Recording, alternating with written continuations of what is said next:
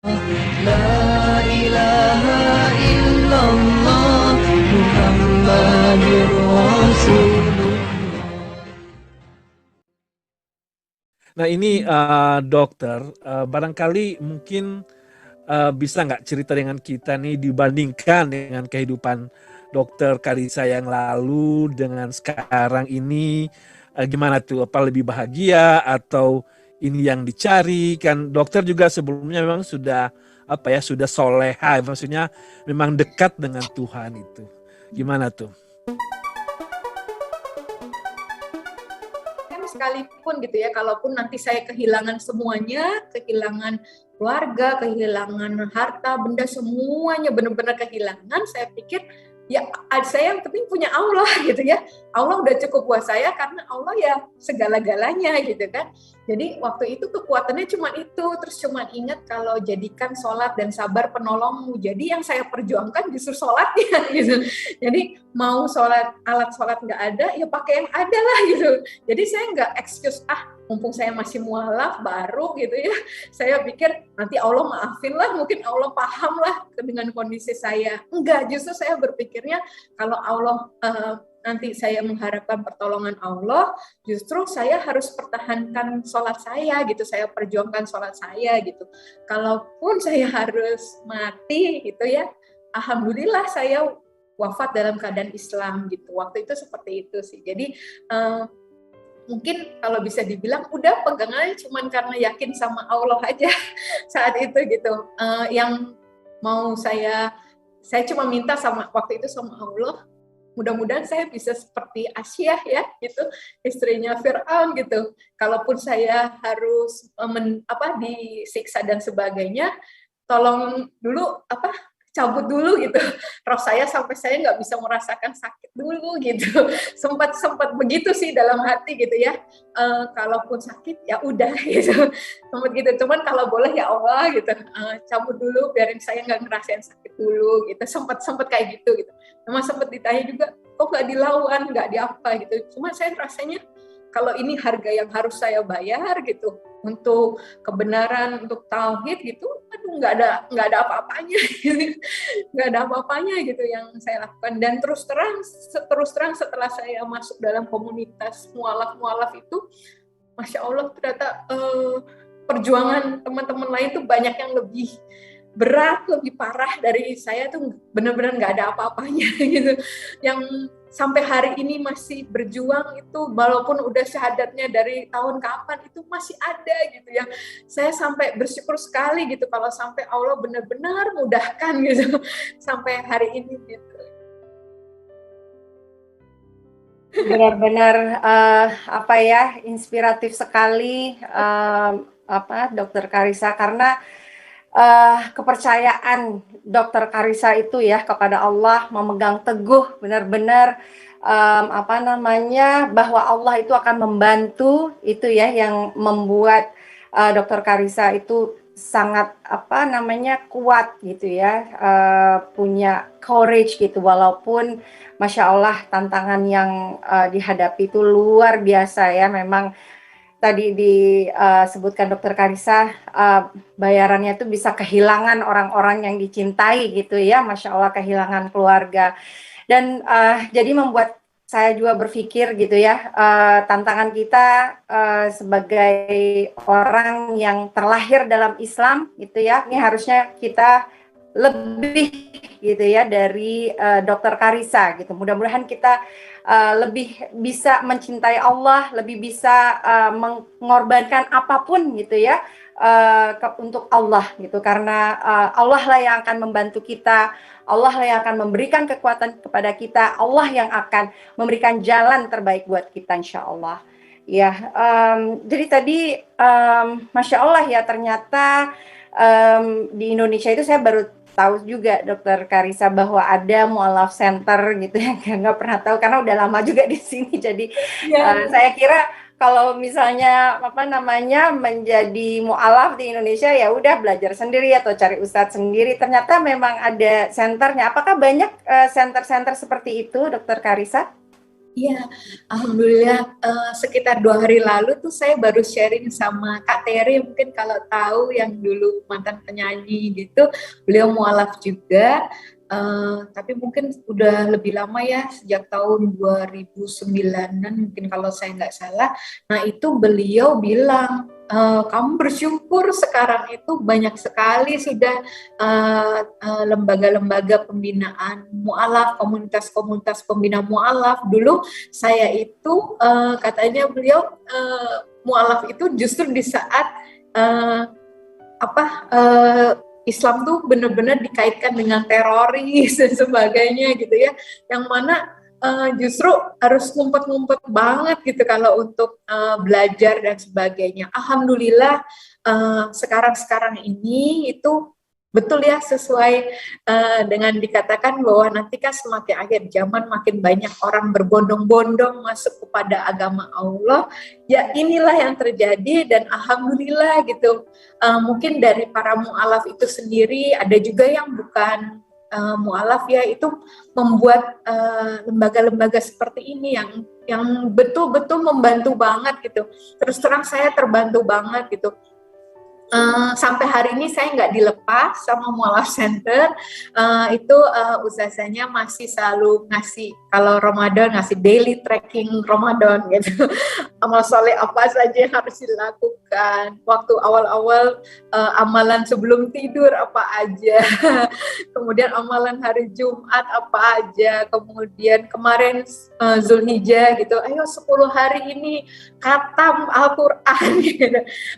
Terus udah selesai khatam Al-Quran, lanjut lagi mulai juz 1 lagi, yang seperti itu, yang kalau 1-2 kali kita berhalangan gitu nggak bisa ikut, dicariin gitu kemana, awan ada acara, tapi kalau acaranya kajian juga atau belajar juga, oh ya silakan gitu. Tapi kalau sudah ada jadwalnya seperti itu kan kita mungkin akan kejar ya, oh iya teman-teman sudah ngajinya sampai juz berapa, saya kemarin belum ikut, jadi kita ikut kejar lagi gitu. Jadi alhamdulillah kalau dibersamai seperti itu tuh rasanya apa ya, nggak sendirian gitu ya, ukhuwah Islamnya itu betul-betul kerasa banget gitu, untuk kami para mualaf. Iya, luar biasa. Memang perlu banget ya, Dokter Karissa, biar tetap semangat, biar tetap istiqomah. Iya. Iya, betul.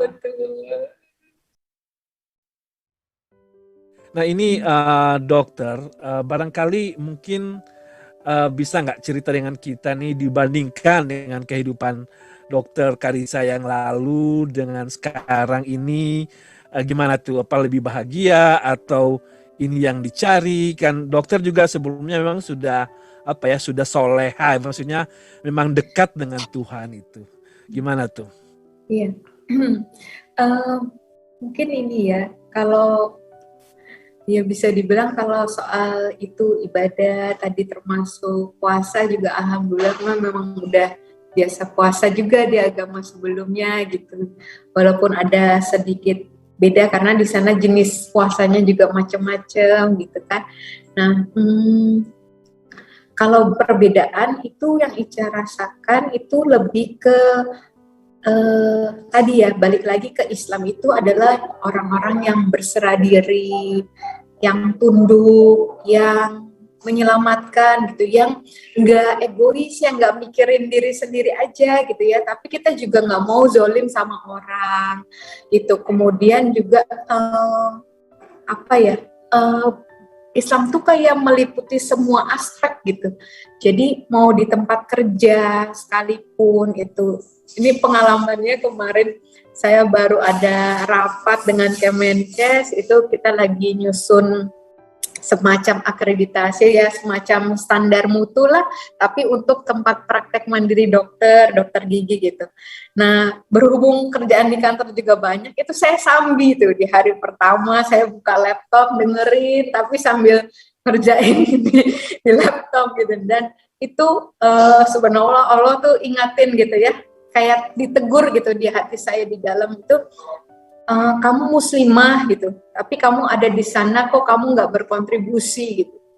Jadi bukan ngomong soal udah maksiat atau enggak lagi gitu ya, tapi lebih ke kita harus kasih perform terbaik kita gitu ya sebagai seorang muslim. Akhlak tadi balik lagi ke Bang Imus tadi ngomong akhlak ya, gimana gitu sampai saya bertobat banget gitu ya. Akhirnya yang hari kedua itu saya berusaha perform lah ya, berusaha memberi kontribusi dan sebagainya, karena bukan apa-apa, karena saya ingat gitu, saya ngelihat ke penampilan gitu, aduh udah muslimah tapi begini gitu ya, apa bedanya gitu kan. Kemudian jadinya dari situ, kemudian dari sisi kita itu jadinya melihat segala sesuatu tuh ada dua gitu, yang kasat mata yang kita lihat, misalkan kita lihat daging kambing ya daging gitu, tapi ada yang kasat mata, yang tidak kasat matanya itu yang ini halal atau enggak. Lihat harta juga begitu gitu, lihat harta, oh iya ini bagus gitu, atau ini ada dikasih rezeki, dikasih uang gitu ya, tapi kita lihat lagi ini halal atau enggak gitu kan. Itu sih yang bedanya di situ gitu, mungkin kalau bisa dibilang gitu, bener-bener sekarang tuh orientasinya lebih ke akhirat aja gitu insya Allah gitu. Seterusnya gitu minta dijauhkan lah dari yang fitnah dunia ini gitu. Kan dibilang dunia itu kayak bayangan ya, kalau kita kejar dia makin jauh, tapi kalau kita sok belakangin, mau nggak mau dia pasti ikut kita gitu. Nah itu sih yang mungkin bisa digambarkan gitu. Jadi ya udah, bukannya karena kita hidup di dunia ini ya tetap aja kan, tetap ada yang harus dunianya tetap harus ada juga gitu ya, kalau enggak nanti nggak bisa kasih makan anak-anak juga gitu. Tapi fokusnya itu yang mungkin beda ya kalau sekarang. Kalau dulu mungkin pengen punya ini, pengen punya itu, pengen jamnya ini, pengen tasnya ini, sepatunya ini, tapi ya udah yang bisa dipakai tasnya apa gitu, atau ininya toh nggak dibawa mati, mikirnya suka kayak gitu sih sekarang gitu. Jadi nggak lebih yang terus emang kalau merek kenapa gitu kan, terus kalau dipuji orang kenapa gitu kan, karena kan nilainya diri kita semuanya itu bukan yang dinilai orang, tapi yang dinilai sama Allah gitu. Lebih ke itu mungkin Bang Imus yang kalau rasa-rasanya sekarang yang saya rasakan gitu, jalanin kehidupan. Baik, Mbak Vivi. Ya, luar biasa Dr. Karissa. Masya Allah ya, dengan waktu yang begitu singkat tuh kayaknya Dr. Karissa tuh bisa menangkap gitu ya semua dari ajaran-ajaran Islam sampai ke tujuannya, udah orientasinya semuanya sudah akhirat gitu loh. Masya Allah, itu luar biasa banget tuh Dr. Karissa, hidayah yang diberikan Allah kepada Dr. Karissa. Mudah-mudahan tetap terjaga ya Dr. Karissa, insya Allah. Dan juga buat kami-kami itu menjadi motivasi ya buat kita memperdalam lagi apa yang sudah kita ketahui ya masing-masing ya, mungkin dari kecil kita sudah dibina dalam lingkungan Islam gitu ya, tapi banyak mungkin hal-hal yang masih harus kita perbaiki sebagai seorang muslim, sebagai seorang muslimah. Insya Allah ya Dr. Karissa, doakan kami juga yang di sini, insya Allah yang di Amerika tentu tantangannya juga tidak sedikit Dr. Karissa, insya Allah. Bagaimana ya Dr. Karissa ini, menurut Dr. Karissa gitu ya, karena saya lihat ini Dr. Karissa itu adalah salah satu contoh ya bagaimana orang yang mendapatkan hidayah dari Allah Subhanahu wa Ta'ala gitu ya, dan tidak tanggung-tanggung gitu, kayaknya langsung nyebur basah kuyup langsung gitu ya. Langsung mau menjalankan Islam sepenuhnya gitu loh. Kira-kira menurut Dr. Karissa tuh bagaimana ya untuk seseorang itu bisa mendapatkan hidayah yang begitu besar gitu ya? Mungkin juga maksudnya untuk kita-kita yang sudah terlahir muslim gitu ya, karena banyak kan gitu loh, ada yang harus kita perbaiki setiap harinya, harus yang berhijrah gitu ya. Bagaimana supaya kita mendapatkan hidayah itu Dr. Karissa? Apakah bagaimana menjadi orang terpilih gitu ya dari Allah Subhanahu wa Ta'ala sehingga kita mendapatkan hidayah itu. Iya, Masya Allah. Memang betul apa namanya kalau dibilang tadi ya tentang hidayah tadi, kenapa tadi juga saya langsung nyebur gitu kalau orang banyak bilang kok kamu langsung begini sih, orang tua saya ngapain kok jilbabnya yang kerenan dikit gitu, yang fashionable dikit gitu. Satu memang karena nggak bisa ya, jadi langsung yang yang masuk aja langsung masuk gitu. Kemudian juga karena memang sih kan saya udah lihat di Al-Quran memang yang menutup dada dan sebagainya gitu. Jadi kalau bisa dibilang alasannya mungkin karena saya merasa rugi dengan kehidupan 36 tahun lalu saya yang mungkin enggak seperti saudara-saudara di sini yang sudah terlahir muslim, yang sudah diazankan di telinganya gitu. Mungkin di rumahnya setel murotal 24 jam gitu ya. Itu saya merasa rugi aja gitu. Jadi dengan kehidupan yang udah disia-siakan gitu 36 tahun gitu dengan membuka aurat dan sebagainya gitu, jadinya rasanya saya perlu mengejar itu gitu untuk menutup kerugian itulah gitu ya kalau bisa dibilang sederhananya gitu. Jadi mungkin dari situ. Kalau untuk betul tadi hidayah itu benar-benar kan dibilang di surat Al-Qasas ya ayat 56 kalau sesungguhnya hidayah itu semata-mata milik Allah gitu. Allah yang sesuai yang orang yang Allah kehendaki dan Allah yang paling tahu siapa yang mau menerima hidayah itu gitu. Memang ada orang-orang yang terpilih sama Allah gitu. Mungkin termasuk saya yang beruntung juga, kita yang beruntung juga gitu, mungkin yang dilahirkan dalam orang tua yang dari lahir sudah muslim itu juga bersyukur gitu ya. Mungkin kalau kita kan sebenarnya semua bayi itu terlahir dalam keadaan fitrah gitu ya, cuman orang tua kita yang menjadikan kita berbeda ini. Nah, alhamdulillah saya masih, kalau saya sempat bertanya ya Allah kenapa sih pas saya udah punya anak gitu sebelumnya dong gitu. Nah, tapi ya, alhamdulillah masih dikasih waktu, kasih kesempatan gitu kan, sampai selama masih ada nafas ya, insya Allah ya.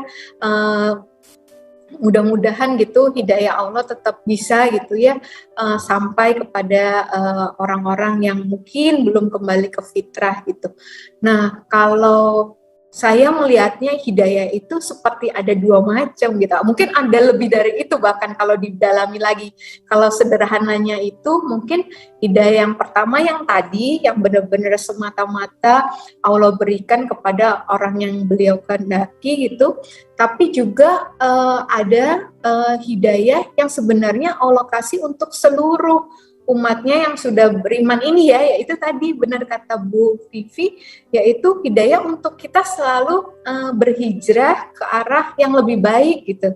Untuk kita selalu memperbaiki amal soleh kita, hidayah kita untuk makin dekat sama Allah, tadi hanya mau mendapatkan ridhonya Allah gitu. Nah, menurut buku-buku, menurut guru-guru, menurut Al-Quran, orang yang mudah mendapat hidayah itu adalah orang-orang yang tawadu satu, yaitu orang-orang yang nggak ngerasa udah pinter, udah cukup ilmu gitu, udah banyak ilmunya gitu ya mungkin ya, tapi yang kalau melihat kajian nih misalnya, pasti yang dilihat kan temanya apa sih gitu kan, kalau misalnya melihat Islam dari akar hingga daunnya, udah belajar itu akidah misalnya gitu ya.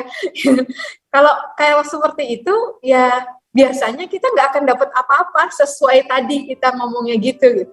Tapi kalau kita melihat ada apa lagi ya di akidah ini gitu ya, itu insya Allah gitu selalu ada ilmu baru yang Allah tambahkan gitu buat kita gitu. Nah, itu biasanya orang-orang yang mudah dapat hidayah gitu. Orang-orang yang merasa kayaknya makin belajar tuh makin nggak tahu apa-apa gitu. Karena ilmu Allah tuh benar-benar luas banget kan, dibilang ya di surat Al-Luqman, di surat Al-Kahfi juga dibilang seperti lautan itu tintanya ya. Itu kalau pohon itu penanya gitu, udah habis 1 lautan ditambah 7 lautan lagi gitu, tetap masih kurang gitu untuk menuliskan kalimatnya Allah gitu. Nah, apa namanya ya, itulah ilmu itu. Kok saya juga merasa itu ternyata ya, makin kesini tuh makin aduh kok kayak makin itu gitu, kayak kok ternyata banyak ya masih harus dipelajarin gitu. Nah, kemudian kedua adalah orang-orang ulil albab ya dibilang, yang selalu merenung-renungkan gitu, mengingat Allah dalam segala keadaan, mau duduk, mau berdiri, mau berbaring gitu ya, disebutkan seperti itu kan. Ali Imran ya kalau nggak salah, ayat 190-191. Jadi apa namanya, tadi ya mungkin itu bisa dibilang seperti tadi waktu saya pertama kalinya itu saya renung-renungkan itu, kenapa ya orang Islam tuh zikirnya ada 100 kali, ada 3 kali dan sebagainya gitu. Kenapa sih harus ada hitungannya? Itu sampai akhirnya kayak Allah jawab di dalam hati gitu bahwa ya bukankah dunia ini, bumi ini berputar, itu semua ada hitung-hitungannya, ada derajat-derajatnya. Meleset satu derajat aja gitu, atau 1 detik aja nggak sesuai, itu pasti berantakan gitu kan. Jadi di situ gitulah yang bisa mungkin kita renungkan. Orang-orang yang seperti itu yang mungkin merenungkan, kenapa ya, saya juga heran waktu itu, kenapa zikir kok make ruas-ruas jari ini ya, ruas-ruas jari ini kok bisa ya pas 3-3 gitu kalau dibalik-balik begitu gitu. Itu ya, itu kadang dari situ aja tuh kita makin terkagum-kagum gitu ya dengan kebesaran Allah gitu. Belum kalau kita udah ngomongin sunnah-sunnah Tibun Nabawi ya, segala macam itu Masya Allah gitu, sains gitu ya. Saya pernah dapat surat kaleng dari Los Angeles tuh. Beliau bilang, saya kasihan sama dokter ya. Jadi saya disuguhkan berbagai kata-kata negatif tentang Muhammad, kata-kata negatif tentang Islam gitu ya. Itu, tapi alhamdulillah sih dari situ malah saya Masya Allah gitu ya. Malah saya bukan yang makin diragukan atau dilemahkan, tapi justru makin dikuatkan gitu ya. Gitu. Mungkin kalau bisa dibilang untuk kami mualaf gitu ya, yang berjuang itu kalau dikasih itu gitu, mungkin pada berpikir mualaf tuh orang yang lemah gitu. Tapi sebenarnya ya, kalau kami sampai mengorbankan segala rupa, itu pasti kami sudah mendalami juga sebelumnya gitu ya. Kenapa sampai akhirnya rela berjuang seperti ini gitu. Nah, pernah seperti itu juga gitu. Kemudian pernah juga dikasih pertanyaan-pertanyaan gitu. Dokter, di Al-Quran itu ada dibilang air mani itu berasal dari tulang sumsum dan tulang dada, di antara tulang sumsum dan tulang dada. Padahal kita tahu sekarang kan air mani keluarnya dari mana gitu. Nah, itu yang benar sains apa yang salah sains atau yang salah Al-Quran? Saya pernah digituin juga gitu. Nah, ya, ternyata beliau ini latar belakangnya pernah Muslim, kemudian berpindah gitu. Jadi tahu sekali isinya Al-Quran kan. Gitu. Saya udah nanya ustadz, saya udah nanya dokter gitu kan, kata beliau. Dan Masya Allah gitu ya.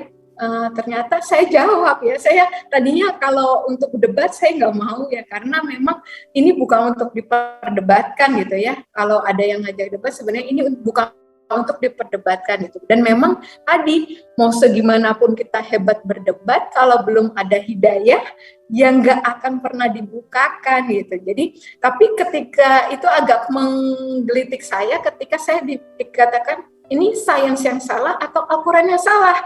Waduh, nggak bisa ini. Kalau Al-Quran itu saya berani mati lah, saya bisa bilang gitu ya. Kalau ini benar-benar dari Allah gitu. Kalau ini tuh benar-benar Allah sendiri yang jaga dari perubahan gitu ya. Jadi akhirnya ya saya dengan apa ya, dengan kehendak Allah lah, saya akhirnya bisa menemukan gitu ya jawabannya, bahwa memang waktu satu, kita harus yakin dulu kalau Al-Quran nggak pernah salah gitu. Jadi ini pasti yang salah ya pasti mungkin orangnya yang belum tahu gitu kan. Jadi ternyata memang di tahap embriologinya itu sumbernya pembentuk air mani kan di ovarium, di testis itu tadinya itu waktu di embriologi memang ada di antara tulang sumsum dan tulang dada. Ada di tulang belakang nomor 11 12 gitu. Ada itunya ya, ada nomornya gitu. Saya kuartir saya salah. Nah, kemudian memang seiring dengan perkembangannya akhirnya turun kan organnya gitu ya. Seperti sekarang ini gitu. Organnya turun, tapi nah kalau organ turun mungkin dibilang, saya dijawab lagi, iya itu kan embriologi, saya ngomongin sekarang air mani keluarnya di mana gitu kan. Iya, memang organnya turun, tapi Masya Allah, yang bikin Al-Quran nggak salah ternyata persyarafannya, perdarahannya gitu ya, peredaran sumber pembuluh darahnya, persyarafannya itu tetap di antara tulang sumsum dan tulang dada, yaitu dekat ginjal. Itu yang Masya Allah itu. Jadi harus dulu kita, saya nggak tahu ya nanti ke depan fitnah terhadap Islam dan sebagainya seperti apa gitu, tapi saya berharap sekali gitu umat-umat Islam di seluruh dunia, terutama teman-teman yang mungkin di negara-negara yang mungkin malah minoritas ya Islamnya, itu jangan sampai ragu ya. Sekarang kayaknya banyak tuh yang seperti itu. Saya lihat itu blognya ternyata blognya satu, isinya sama semua itu semua gitu. Nah itu ngomonginnya tentang seperti itulah, buat kita ragu lah bahwa hadisnya Al-Quran bahkan itu disanggah gitu. Tapi insya Allah ya gitu, kalau kita minta pertolongan Allah, insya Allah Allah akan berikan pencerahan gitu ya, dan kita akan tetap yakin bahwa Al-Quran lah yang satu-satu kitab suci yang benar-benar dijaga Allah dari perubahan, dan itu semua bisa dibuktikan kebenarannya.